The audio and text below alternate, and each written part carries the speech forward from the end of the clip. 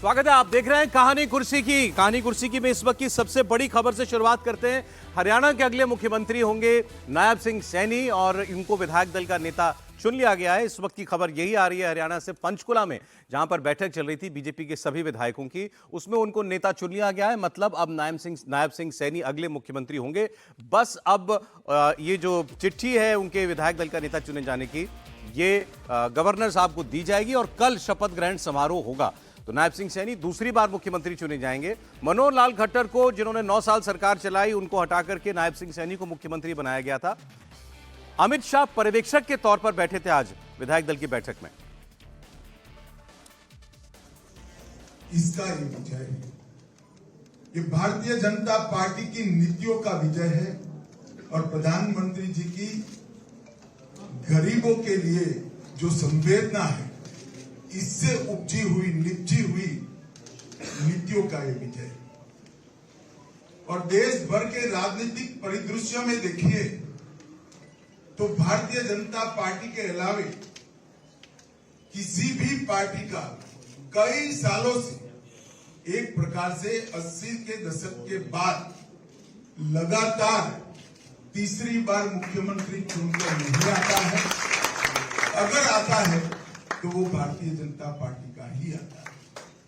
और वो बताता है कि भारतीय जनता पार्टी ने अपनी स्थापना से जो लोगों के विकास के लिए बची गई घड़ी, जब पार्टी ने मनोहर जी को केंद्र में दायित्व देने का निर्णय किया, हमारे युवा मुख्यमंत्री को पार्टी ने बागडोर सौंपी और उनके नेतृत्व में तीसरी बार हमें चुनाव जीत कर पाए।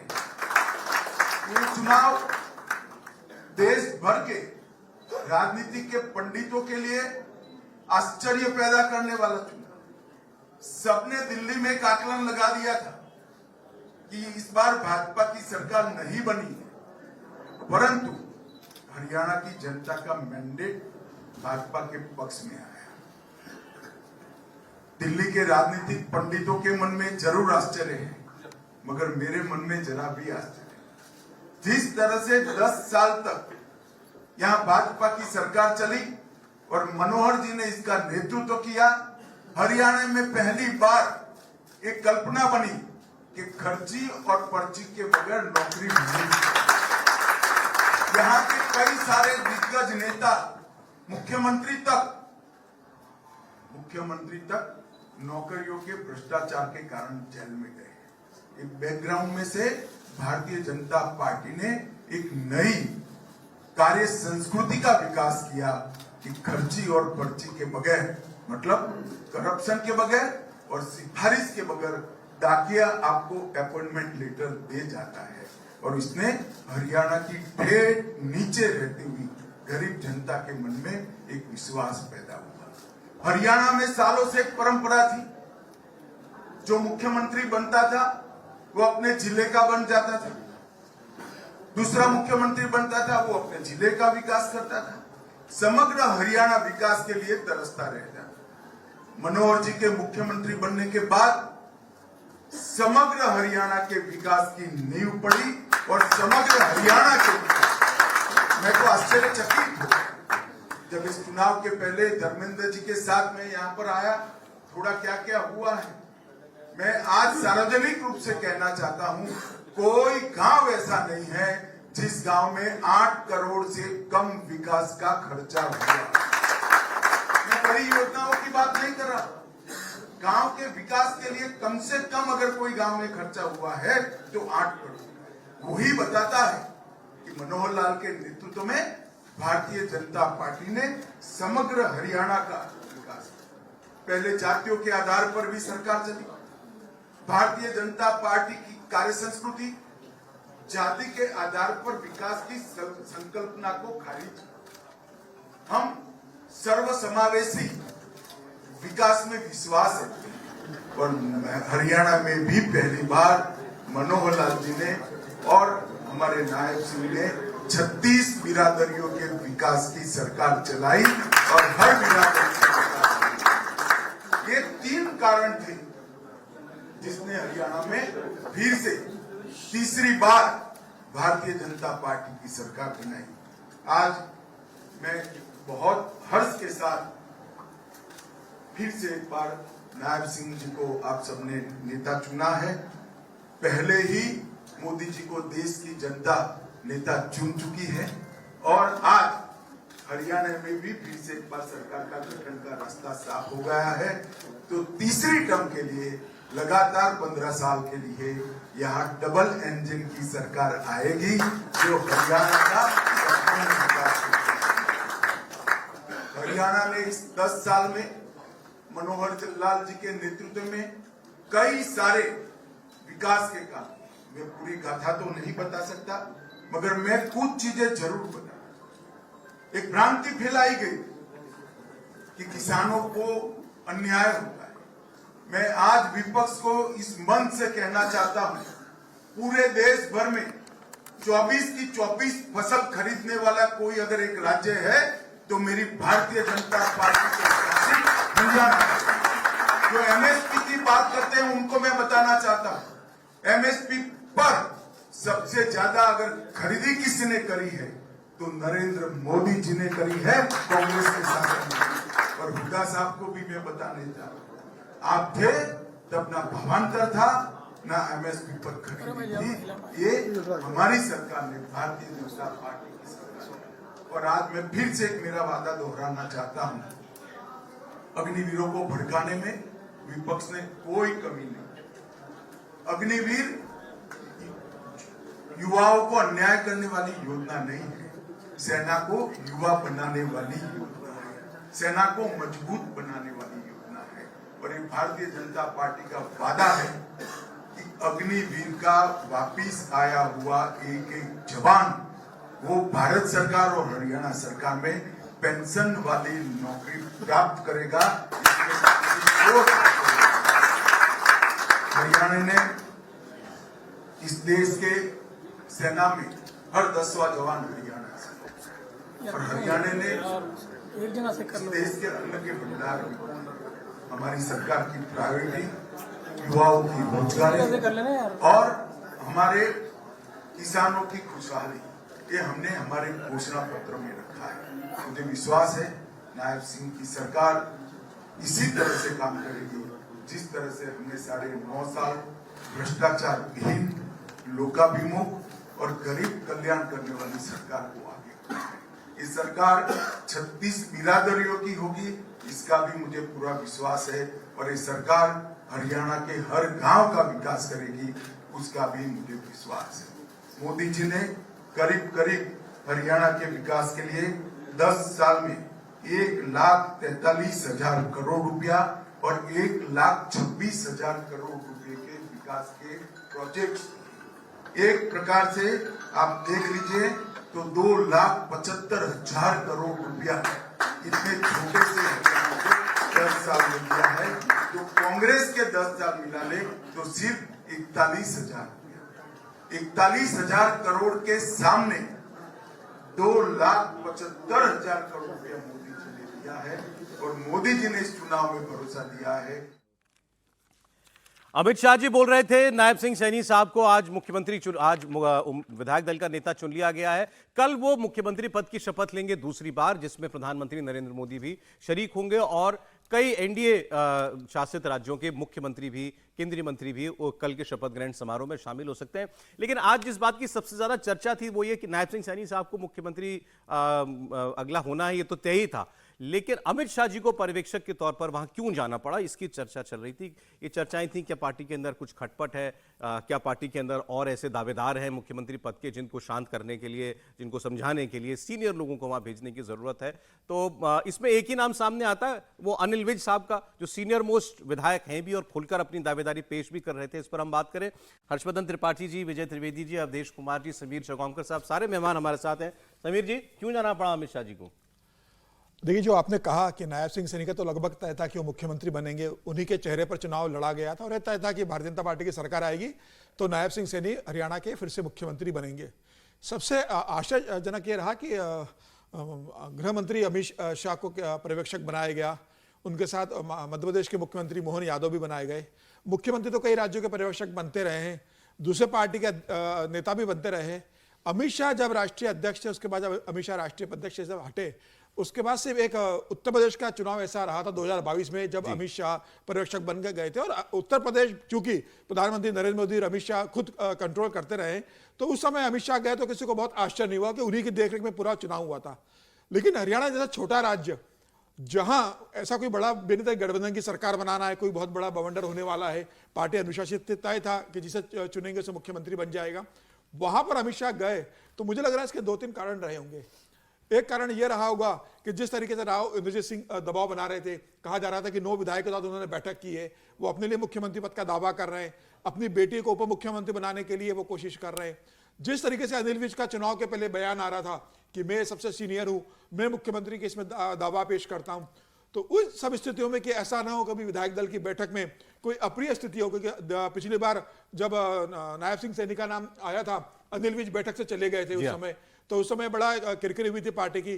तो ऐसी अप्रिय स्थिति बचने से लेके अनिल विज को इससे कुछ कदम न उठा ले या राव इंद्रजीत सिंह किसी तरह का बयान न दे दे, मुझे लग रहा है ये कारण रहा होगा। और दूसरा कारण ये भी रहा होगा कि अब पार्टी में बताया जा रहा होगा कि प्रधानमंत्री मोदी के अलावा सब बराबर है।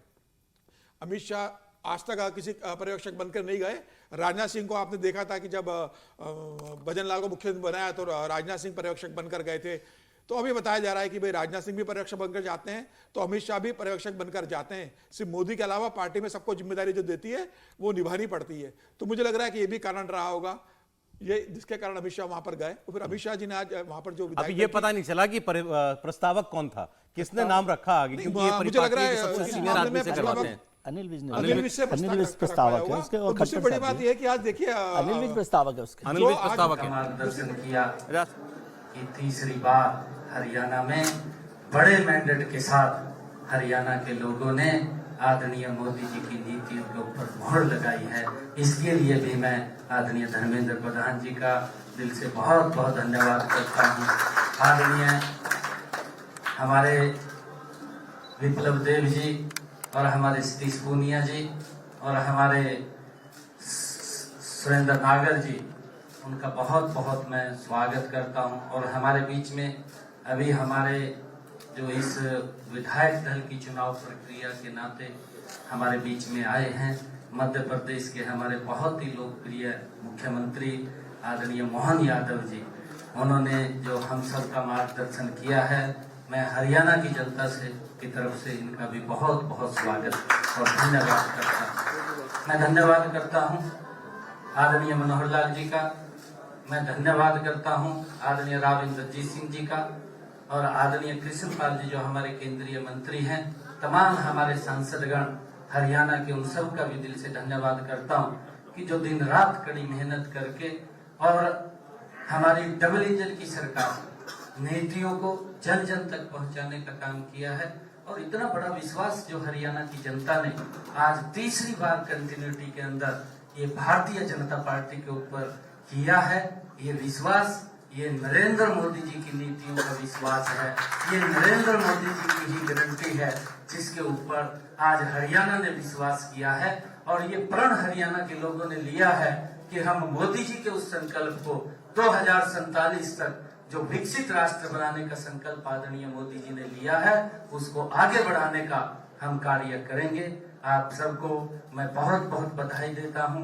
पुनः आदरणीय अमित शाह जी का बहुत बहुत धन्यवाद और मोहन यादव जी का यहाँ पहुंचने पर स्वागत करता हूं। और हम सब मिलकर के मैं विश्वास दिलाता हूं आदरणीय अमित शाह जी को कि हमारी जो ये टीम है, इसमें कुछ लोग और भी हैं जो आजाद इंडिपेंडेंट जीत करके आए थे, उन्होंने भी भारतीय जनता पार्टी को अपना समर्थन वो दिया है। उन सब को साथ लेकर के जो हरियाणा के लोगों की अपेक्षा है, आदरणीय अमित शाह जी, ये पूरी टीम उस अपेक्षा के ऊपर खरा उतरेगी। आदरणीय मोदी जी और आपके सपनों को जो भारत आप बनाना चाह रहे हैं, उस भारत को बनाने में हम कृत संकल्प होते हुए आगे बढ़ने का काम करेंगे। मैं पुनः आप सबका बहुत बहुत स्वागत और धन्यवाद करता हूँ।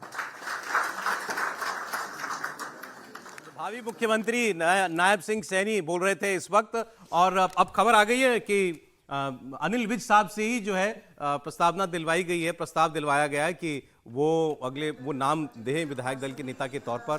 तो नायब सिंह सैनी कल शपथ ग्रहण करेंगे और दूसरी बार वो मुख्यमंत्री बनने जा रहे हैं। जी त्रिपाठी जी, चुनाव की तो इतनी चर्चा हो रही है, खैर इसमें जो नतीजा आया है कहने की बात नहीं। मुझे लगता है कि ये एक तो ये अमित शाह के जाने का मतलब थोड़ा एक और पक्ष उसका बात करें। जिस हरियाणा को बिल्कुल से कहा जा रहा था कि अब तो हुड्डा जी आ गए हैं, अब तो कोई और यहाँ है नहीं, उस हरियाणा का नंबर बदला है। जिस हरियाणा में कहा जा रहा था कि कोई गुंजाइश नहीं है, किसी समीकरण को बिठा लें, करेंगे क्या, उस हरियाणा का नंबर बदला है।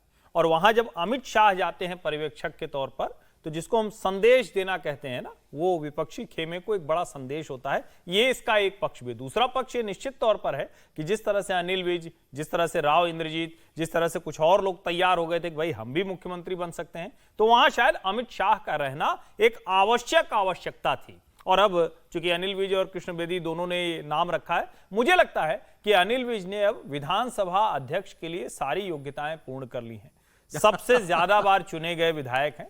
तो मुझे लगता है कि अब वो उस दिशा में बढ़ेंगे और शायद ये सहमति भी बनी होगी। और सहमति के साथ अगर इसको आप हरियाणा के लिहाज से देखें तो एक व्यक्ति, तीसरी बार उनकी सरकार बनी है, एक ऐसा व्यक्ति विधानसभा अध्यक्ष की कुर्सी पर होना चाहिए जो विधानसभा को लंबे समय से देखे। मेरे ख्याल से 6वीं या 7वीं बार वो विधायक है। तो एक ये तो वो भी जानते होंगे, मांगने से तो कुछ नहीं मिलता इस पार्टी में। नहीं, अगर मुझे आप लगता है मुख खोल कि के मांग ही लें। नहीं, देखिए फिर मैं कहूंगा ये थोड़ा सा अन्याय भी उनके साथ होगा अगर मांगने से कुछ नहीं मिलेगा। तो वो गृह मंत्री थे, वो एबीवीपी से निकल कर आए, संघ के बैकग्राउंड के हैं। भाजपा जब गिने चुने लोग थे, रामविलास शर्मा, ये 3-4-5 नेता थे और होते नहीं थे। तो मैं कह रहा हूं कि अगर मांगने की जरूरत पड़ रही तो एक तो उनके स्वभाव का वो हिस्सा है, एक तो उनके स्वभाव का हिस्सा है कि वो बोलते हैं। दूसरा ये कि शायद हाईकमान को भी तो, और हमने ये देखा है नरेंद्र मोदी और अमित शाह के ऊपर चाहे जितने आरोप लगे, बड़े तानाशाह हैं, एकदम डांट देते हैं, हड़का देते हैं, लेकिन आप राज्यों में देखिए तो खूब ऐसे लोगों को वो प्रतिष्ठा सम्मान उसके साथ रखते हैं। और अभी दो बड़े उदाहरण है ना, एक तो खट्टर जी बगल में बैठे हैं जिनको केंद्र में मंत्री बनाया गया, दूसरे शिवराज सिंह चौहान है। दोनों को आप देखिए, इसके अलावा रमन सिंह और नरेंद्र सिंह तोमर के उदाहरण हमारे पास आई है। अच्छा देखिए, कल एनडीए का शो ऑफ स्ट्रेंथ होगा जब शपथ ग्रहण होगा, उसमें प्रधानमंत्री होंगे और बाकी कई राज्यों के मुख्यमंत्री भी होंगे, क्योंकि आज कांग्रेस वालों का भी, आज इधर इंडिया गठबंधन का भी हुआ जम्मू कश्मीर के अंदर। सैनी साहब, नहीं, सैनी साहब की यात्रा भी बड़ी वैसे बताने लायक है। लेकिन सबसे महत्वपूर्ण बात है इस चुनाव में कि भारतीय जनता पार्टी की तीसरी बार सरकार बनना हरियाणा में। भले ही आप किसी भी तरह से, और वो भी खासतौर से तब जब कोई भी उम्मीद नहीं कर रहा हो, ऐसे में बनना एक महत्वपूर्ण बात है। नायब सिंह सैनी दोबारा मुख्यमंत्री बन गए, ये भी उनके लिए महत्वपूर्ण बात है, जो पार्टी के सबसे जूनियर विधायकों में से माने जा रहे थे, या जूनियर लीडर्स में से माने जा रहे, विधायक तो क्या है। और उनके लिए सीट्स बदलने तक का भी काम बहुत बार हुआ। उनको खुद को अपनी सीट जो लाडवा थी उसके बारे में पता नहीं था कि वो वहाँ से लड़ेंगे। जो पार्टी का आदेश हुआ था उस पर उन्होंने चुनाव लड़ा। और अभी अनिल विज साहब ने प्रस्ताव रखा है, कृष्ण बेदी ने रखा है, अनिल विज प्रस्ताव रखा है, और अमित शाह जी की पर्यवेक्षक के ऑब्जर्वर के तौर पर मौजूदगी ये बताती है कि जब अमित शाह मौजूद है तो क्वेश्चन डजंट अराइज। अब यहाँ पर बक स्टॉप्स हियर वाला, तो वो अब बात खत्म हो गई। इसलिए अनिल विज साहब को भी समझ में आ गया होगा, राव इंद्रजीत सिंह साहब को भी समझ। इसमें सबसे बड़े प्रमुख दावेदार अनिल विज थे। इससे साबित होता है कि वही प्रस्तावक है। आमतौर पर पार्टी जी से करवाया था राजस्थान में। आमतौर पर राजनीतिक दलों में सभी चाहिए, भारतीय जनता पार्टी नहीं, कांग्रेस में भी, पर्ची पढ़वाई, कांग्रेस में भी ऐसा ही होता है कि जो सबसे बड़ा वो है उम्मीदवार, दावेदार है, उसी को ये जिम्मेदारी सौंपी जाए। बिल्ली को ही रसोई की चाबी सौंप देनी चाहिए। तो वो काम किया गया। मैं हर जी की बात से सहमत हूँ कि अब हो सकता है अनिल विज साहब विधानसभा अध्यक्ष की जिम्मेदारी देखें, क्योंकि वो सबसे सीनियर लोगों में से हैं। पिछली बार भी वो नायब सिंह सैनी साहब के साथ मंत्री तो नहीं बने थे, तो अब बनना लेकिन ये एक अवसर, शायद पहला चुनाव हो रहा है अवधेश जी, जिसके नतीजों को लेकर के विवाद खड़ा कर, आप वैसा कोई ना कोई सवाल उठा देता है, लेकिन इस चुनाव के नतीजों पर विवाद लगातार खड़ा अभी तक किया जा रहा है। महाराष्ट्र में चुनाव अनाउंस हो गया, वहां भी हरियाणा की बात की जा रही है कि हरियाणा जैसा नतीजा यहाँ ना है। संजय राउत बोले थे कल। इसके लिए एक ही शब्द है, दुर्भाग्यपूर्ण, क्योंकि कांग्रेस जैसी पार्टी और उसके बाद कांग्रेस के साथ के बाकी लोग बोलते ही हैं, जब एक बैटरी का इशू बना रही है, अभी आज सुबह भी बैटरी चल रहा था, अब वो बैटरी जो है कभी वो डिस्चार्ज हो ही नहीं रहा है। जो ईवीएम की बैटरी कांग्रेस से निकली है उसके डिस्चार्ज का पता नहीं कब समय है। चुनाव आयोग ने स्पष्टता से गंभीर भाषा में एक प्रकार से लतार लगा दिया था। आज भी इमरती चल रही है, जलेबी नहीं, इमरती नहीं, चल इसमें रही है। इमरती केवल नहीं है, जो केसरी बाना सजाए, हम लोग एक गीत गाते हैं, केसरी बाना सजाए वीर का श्रृंगार कर, ले चले हम राष्ट्र नौका को भंवर से पार कर। तो ये जो केसरी बाना सजा हुआ है ना, ये भी इसका एक महत्वपूर्ण भाग है कि अपने बीच का कि एक व्यक्ति को जो मुख्यमंत्री बना लेकिन उस रूप में भूमिका नहीं हुई, अब नए सिरे से भूमिका निभाएगा। देखिए हरियाणा के चुनाव में चूंकि भारतीय जनता पार्टी के अपने विश्लेषण में यह जीत हरियाणा के 1966 के बाद का ऐतिहासिक है, इसलिए उसके महत्व की दृष्टि से उसमें अमित शाह जी का ही जाना था। ये वैसे ही है जो लोग 90 और 2000 में देखते होंगे राजनीति में, जैसे कहीं पर्यवेक्षक बन के उस समय अटल बिहारी वाजपेयी के बाद लाल कृष्ण आडवाणी जाए, ये उस समय कई राजनीति जो लोग देखते होंगे वो ये इसी प्रकार का कदम है। तो इस दृष्टि से एक असाधारण है, क्योंकि अमित शाह इस समय नरेंद्र मोदी के बाद एक अंतिम शब्द भाजपा के हो गए हैं, जहां जाकर लोग मानते हैं कि यहां से जो बोल दिया गया वो अंतिम सत्य है। अध्यक्ष कोई भी हो, महासचिव भी हो, लेकिन समस्या लेके लोग वहीं तक जाते हैं, वहीं अपनी बात रखते हैं।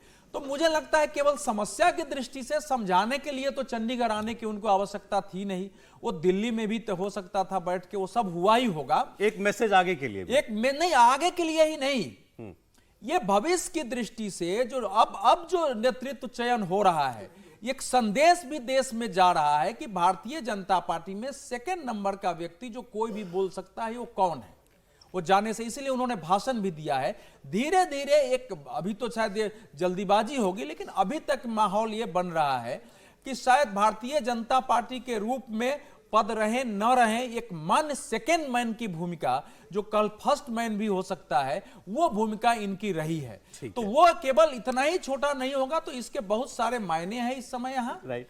और उस कश्मीर की बात भी कर लेंगे इसके बाद, बस एक इस बार पर वो तो जोड़ लें एक कुछ। हाँ। जो अवधेश जी ने कहा उसके तो बहुत सारे मायने और निकलेंगे। नहीं, वो निकाल ही रहे होंगे लोग अब तो। हाँ। तीर कमान से छूट चुका है। अनिल विज, मुझे लगता है कि विधानसभा अध्यक्ष बनाने की संभावना पार्टी कम रखेगी, क्योंकि वो जिस तरह का उनका व्यवहार है वो किसी के सुनते नहीं है। 2014 का किस्सा सुनाता हूं मैं इनका 2014 का किस्सा सुनाता हूं मैं। 2014 में मनोहर लाल खट्टर जब मुख्यमंत्री बने तो कप्तान सिंह सोलंकी वहां के हरियाणा के गवर्नर थे। एक मामले को लेकर विज साहब कप्तान सिंह सोलंकी के पास गए। कप्तान सिंह सोलंकी से उन्होंने जिक्र किया इस चीज का, तो उन्होंने कहा कि ये मुख्यमंत्री का मामला है, मैं मुख्यमंत्री से बात करता हूँ इस संदर्भ में। तो अनिल विज को लगा, अनिल जी बोला कि भाई मैं मुख्यमंत्री नहीं हूँ, लेकिन मैं बहुत सीनियर हूँ और मैं मुख्यमंत्री से कम ताकत भी नहीं हैसियत रखता हूँ, आप अभी मुख्यमंत्री से बात कीजिए। और मैं वहीं बैठा था कप्तान सिंह सोलंकी जी के पास। अच्छा। उन्होंने कहा सीएम से बात करिए। कप्तान सिंह सोलंकी ने कहा मैं बाद में बात करूंगा, आपका विषय मैंने समझ लिया है। अनिल विज ने वहीं से सीएम को फोन किया और बताया कि मैंने गवर्नर साहब को ये मामला बताया है, मैंने ये सलाह दी है, आप एक बार सीएम से बात कर लीजिए, गवर्नर साहब से बात कर लीजिए। और अपना फोन कप्तान सिंह सोलंकी को दे दिया सीएम से बात करने के लिए। तो 2014 में जो आदमी इस एटीट्यूड के साथ गवर्नर से बात करता हो, सीएम से बात करता हो, वो आज आप उसको विधानसभा स्पीकर बना दोगे, तो विधानसभा स्पीकर किस तरह का व्यक्ति चाहिए सब जानते कि किसको बनाया जाता है। सैनी साहब का तो दोबारा सीएम बनना। सर आगे बढ़ने, कश्मीर बहुत हो गया, लेकिन अनिल विज एक डिसिप्लिन व्यक्ति, एक असर्ट करके काम करने वाला, मुख्यमंत्री से उनके व्यक्तिगत थे। पहली बार उसने एक आवाज उठाई है कि हमको पद चाहिए। वो हर चीज डिजर्व करने वाला व्यक्ति और हरियाणा के कार्यकर्ताओं में सर्वाधिक लोकप्रिय। नहीं, वो दूसरा पक्ष है, पार्टी ने कुछ सोच के उनका नहीं किया होगा।